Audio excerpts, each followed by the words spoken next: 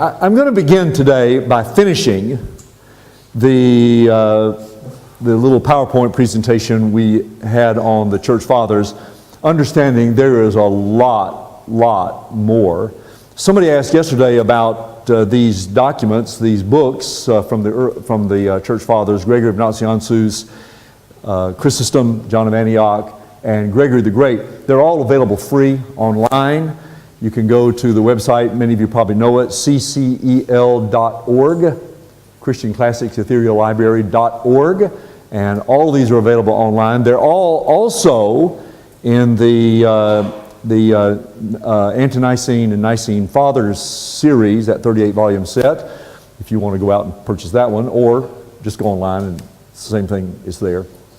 And again, available. I did point out that the oration, the sermon by Gregory of Nazianzus, which is almost book length, is not, the title of it is the defense of his flight to Pontus, but that's not the way you actually find it. You find it in ccel.org as Oration 20.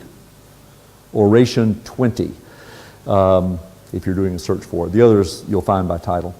Well, we are going to begin with that last slide, and I hope that you'll see how this fits with our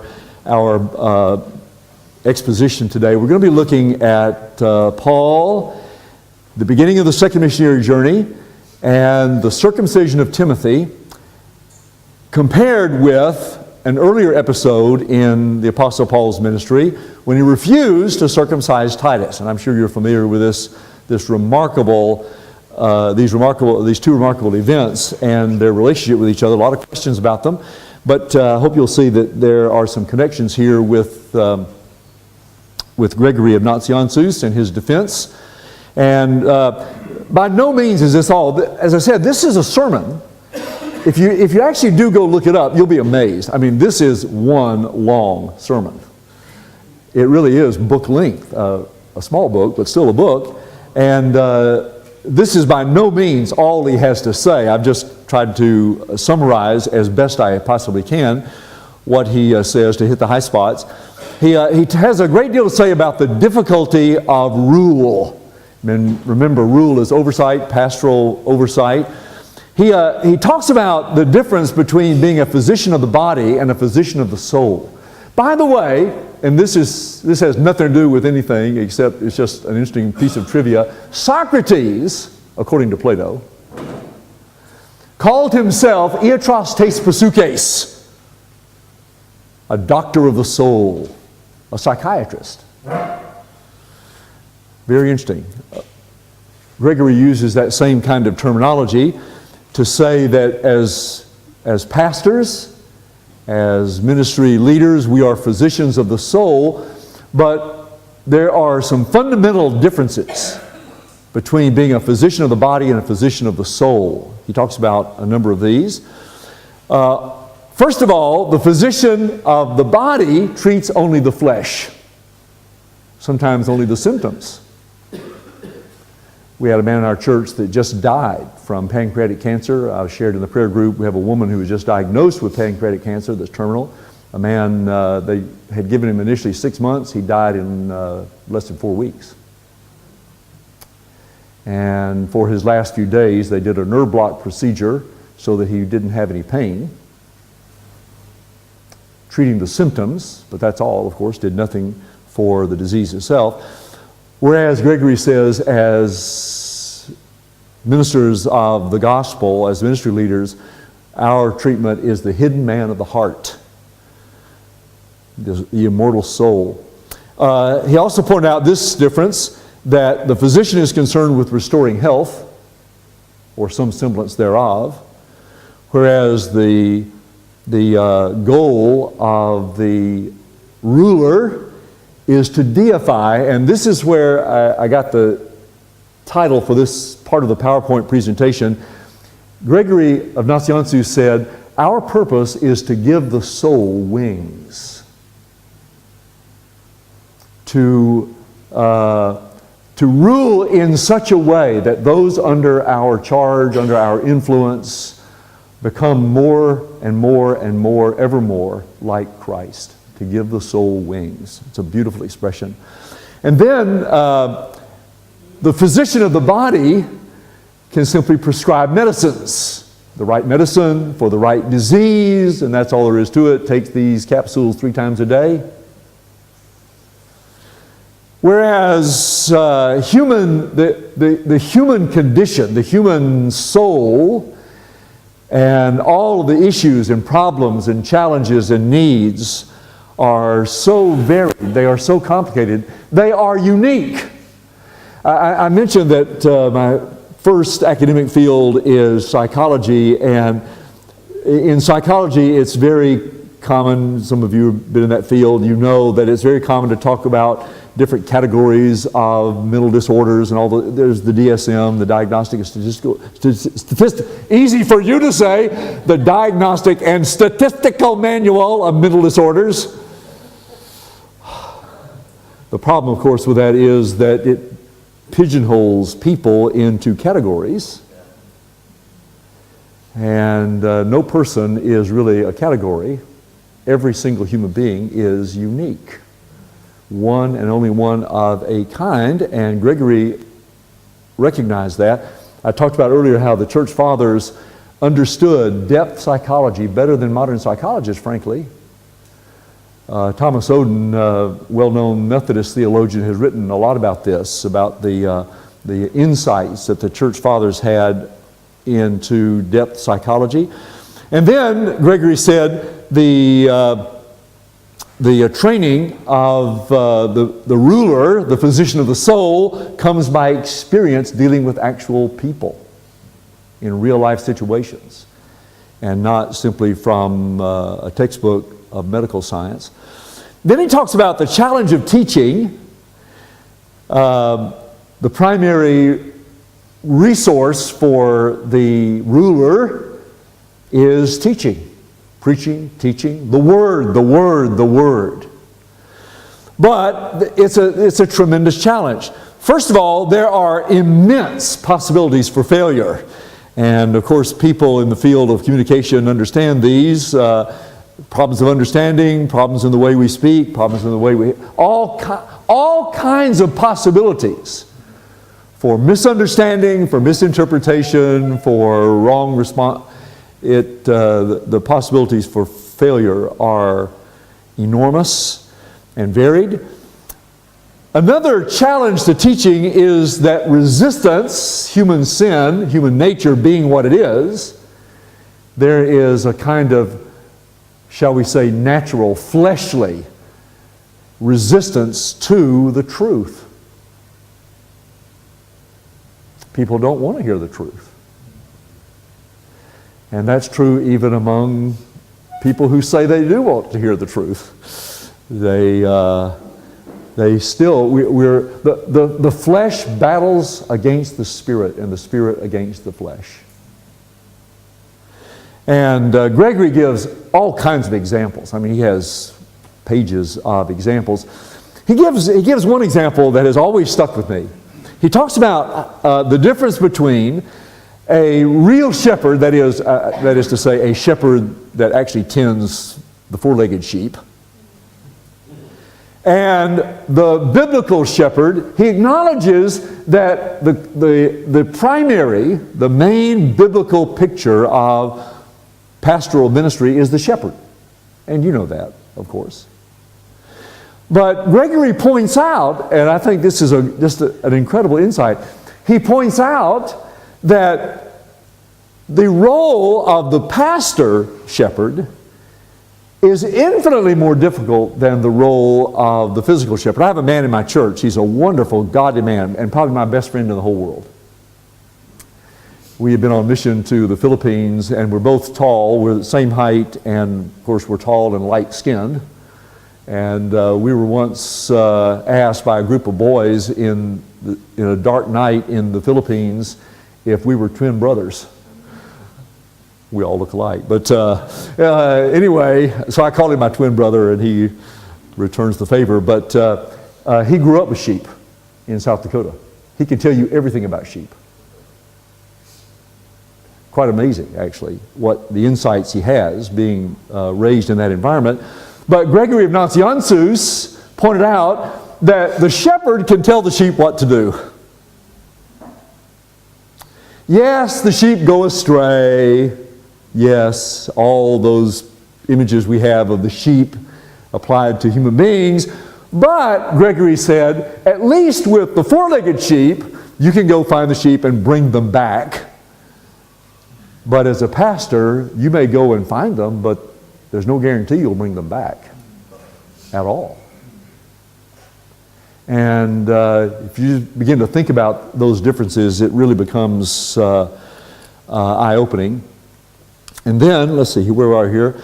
So there is, therefore, the temptation to pander. But there's so many difficulties in ruling.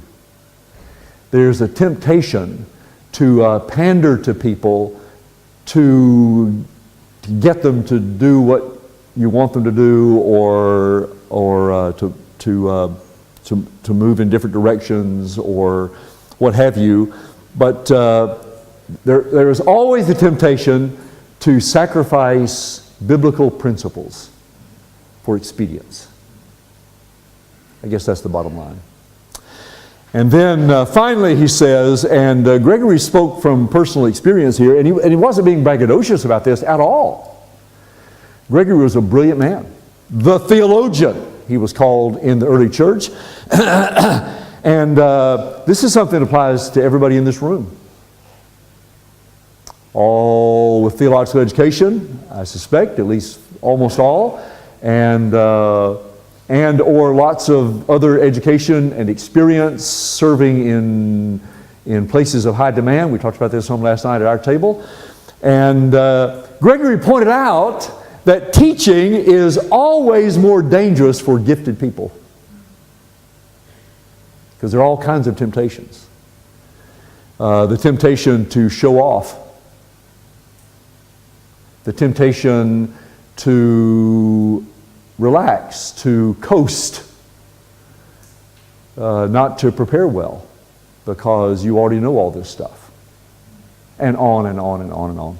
Okay, well that's just a snapshot. Believe me, there is lots and lots more. I do encourage you to go take a look. It's worth the read, as are those others. I want to call your attention now to our text today, Acts chapter 16. And what I'm going to do today is going to be a little bit different. This is a kind of case study. Paul with Timothy and Paul with Titus, and that of course is Galatians chapter 2. We're going to compare these, but what I want to do is this. I want just to outline and explain briefly what happens here in these two cases, and then draw from these two cases some basic leadership principles, or principles of biblical leadership. And I'm going to suggest 4 of those, but first of all, the case itself. Chapter 16, after Paul and Barnabas have divided, and the church commends now Paul and Silas for this second mission. Verse 1 of chapter 16 says, Paul came also to Derbe and to Lystra. He goes overland this trip from Antioch through the Cilician gates and into South Galatia, what we know as South Galatia. And so he comes to Derbe and to Lystra. A disciple was there named Timothy, the son of a Jewish woman who was a believer, but his father was a Greek. He was well spoken of by the brothers of Lystra and Iconium. Paul wanted Timothy to accompany him to take the place of John Mark, basically, who had deserted on the first journey. He wanted Timothy to accompany him, and he took him and circumcised him because of the Jews who were in those places. For they all knew that his father was a Greek, and they would have taken Timothy as Jewish because his mother was Jewish. Still the identifying mark of Jewishness to this very day. So, Paul has Timothy circumcised. Now, right away, our antenna kind of go up here, because just as with the separation of Paul and Barnabas, the church had just kind of fought a major battle, just had come out of this major controversy over the question, do believers have to be circumcised in order to be believers? And the answer of the council was no, they don't. And so right away, two things happen. Luke records two things that seem connected to the controversy that was just resolved. They had just come together, unified around some basic principles, and the answer to the question, no, Gentiles don't have to be circumcised. And then Paul has this disagreement with Barnabas. And now, the second journey has begun, and Paul has Timothy circumcised. On the surface, it would almost seem a contradiction of the agreement reached at the council. On the surface. Well, the problem gets a little stickier when we turn to Galatians chapter 2. And if you want to hold your finger at Acts 16 and turn over to Galatians 2. And again, these are passages you know. So that's why I said we won't spend a lot of time on them. But Paul is defending his apostleship, as you know, the genuineness of his apostleship over against the critics in the Galatian churches.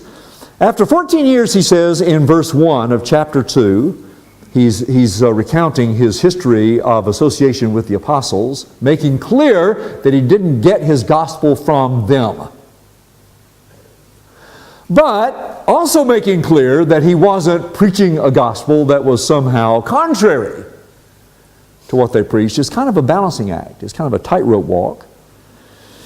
So after 14 years, I went up again to Jerusalem with Barnabas, taking Titus along with me. Titus, evidently a Gentile, not Jewish, no Jewish heritage. I went up because of a revelation. God told him to go. By the way, let me just stop right here. This is just a bracket, and I'll just dismiss all these questions with a sentence or two. Nobody really knows for sure when these things happened. Now, I know that you can read different commentaries, and they will suggest it happened then, it happened then, it happened here, it happened there. And the truth is, we can't be absolutely certain. Did this happen just before the Jerusalem Council, or was this actually the time of the Jerusalem Council? Probably not, but we can't be absolutely sure about the timeline of these things. So that's all I'm going to say about that. If this was a New Testament class on Galatians, we would delve into those questions, but that's not what this is. So, after these 14 years, I went up to Jerusalem with Barnabas, taking Titus along with me. I went up because of a revelation and set before them, though privately, before those who seemed influential, I set before them the gospel that I proclaim among the Gentiles in order to make sure that I was not running or had not run in vain. Paul is not saying that I presented my gospel to them for their approval. Just as he had said earlier, I didn't get my gospel from them. And I wasn't presenting it to them for their approval. But undoubtedly, making sure they understood that he wasn't preaching against, in his preaching of the liberty of the Christian, freedom from the law, he wasn't preaching against the law. In other words, he was clarifying for them exactly what it was he was preaching so that they would understand he's not a heretic and he's not anti-Jewish. So, then he goes on to say, verse 3, but even Titus, who was with me, was not forced to be circumcised. Now, there's a lot between the lines here, and we have to be so very careful not simply to read into something that we think is there, but actually isn't. And yet, there is a lot between the lines. Because what Paul evidently was doing was making sure the apostles understood, I'm not anti-Jewish, I'm not preaching against the law, but I am preaching the freedom of the Christian. This is all clearly before the council. So this is part of the run-up to the council, where these questions are beginning to take on a life.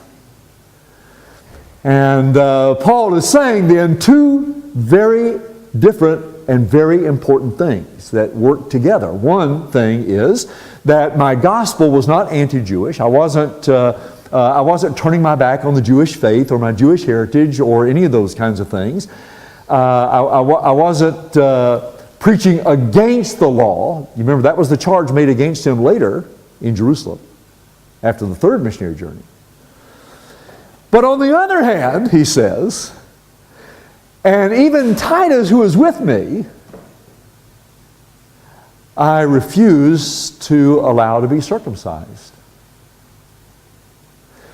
So one part of the message is I'm not preaching against the law. I'm not trying to abolish the law. But on the other hand, I am standing for the freedom of these Gentile Christians. They don't have to become Christians or Jews to be saved. So on the one hand, he is defending the law, or at least not seeking to abolish the law, but on the other hand, he's upholding the freedom of the Christian. He's keeping the law and grace in balance. Now, the problem, though, for us arises when we compare Timothy and Titus. And the title of this message this morning is Titus and Timothy. Did Paul compromise? And I know our gut response is, well, no, he didn't. Of course he didn't compromise. By the way, there are a number of liberal commentaries who say, in fact, that he did. Or that he changed his position, like a politician. And there are even a few evangelicals who have suggested that, yeah, Paul maybe did change his thinking on these things along the way, but no, I don't think that's it at all. And we can tell that because of the very different set of circumstances. As somebody well said, in the first place, Timothy is not Titus. And the situations are not comparable. Timothy is Jewish. His mother's Jewish. He's Jewish. He has a Jewish identity. Titus does not. And the situations, the contexts are altogether different. In the first place, in Acts, as we just read, Paul wanted Timothy to accompany him and took him and circumcised him because of the Jews who were in those places, for they all knew that his father was a Greek. Well, the significance of this is that Paul, wherever he goes, and I'm going to speak about this tonight, so I won't, open that door here, but wherever Paul goes, even though he's the apostle to the Gentiles, he always goes first to the synagogue. And there's a reason for that. We're going to talk about that tonight. But he goes first to the synagogue, and Paul knows, just as a practical matter, Paul knows that if he takes along with him a Jewish young man who is uncircumcised, that the doors are going to be shut. Nobody's going to listen to it. Nobody is going to give him a hearing. Now, is that compromise? The case with Titus is a very different case. As we said, Titus in the first place is not Timothy. He is a Gentile. And what Paul says about the pressure he was getting to circumcise Titus, Paul himself explains. He says there in verse 3, Galatians 2, even Titus, who was with me, was not forced to be circumcised, though he was a Greek. Yet because of false brothers secretly brought in, false brothers. I hope this won't come as a shock to you that you probably have some unsaved people in your church. No, yeah, you heard it here first. Yeah, I know that there are unsaved people in the church because I was one. I was an unsaved person in a pulpit. I was saved in my pastor's study. So I know what it's like to be a lost pastor and a saved pastor. And it's a lot better being a saved one. Well, Paul says there are false brothers. They claim to be Christians. They have the appearance, but not the reality. And they have come in secretly. This sounds very much like the beginning of Jude, that little book of Jude. Certain persons have crept in unnoticed, ungodly persons who change the grace of God into licentiousness and deny our only Master and Lord Jesus Christ. So there was at the very beginning, this is not a modern phenomenon, at the very beginning, in the earliest days of the church, there were false Christians, false brothers. And he says of them that they have slipped in to spy out our freedom that we have in Christ so that they might bring us into slavery. To them we did not yield in submission even for a moment. Let me just say, without going into details, the grammar of this passage suggests that these false brothers had come into the church unnoticed, as in Jude, and little by little, perhaps by design, they were seeking to change the character of the church, to make it into their image. While I was doing my doctoral work at Baylor, I was pastor of a church there, and Sikkim bears, we have a few bears here. And the very first Wednesday night in the church, the very first Wednesday night, this old codger, I mean that in a nice way. Sure you do. Came up to me after the service and began to talk about something of the history of the church and his experience. He'd been in that church all of his life. And he talked about some of the preachers they'd had in the past, and I had a kind of this eerie feeling that he's about to tell me what my future here is. And that's exactly what he was doing. He said, and I quote, and I'm proud to say, talking about some of these past pastors, and I'm proud to say I've had a hand in running some of them off. You're on notice, young man. Don't ever forget who you work for. Well, that's the kind of thing that Paul seems to be describing in Galatians chapter 2.